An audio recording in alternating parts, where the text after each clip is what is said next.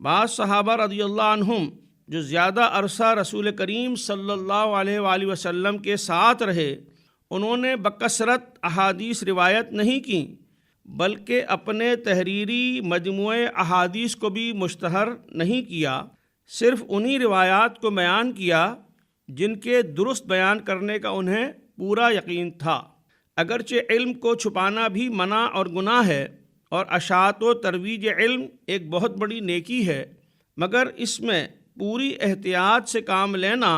اور رطب و یابس سے بچنا اور بچانا بھی بہت اہم ذمہ داری ہے۔ دنیا بھر کی جامعات اور دینی مدارس میں علوم الحدیث پر تحقیقی کام اسی لیے جاری ہیں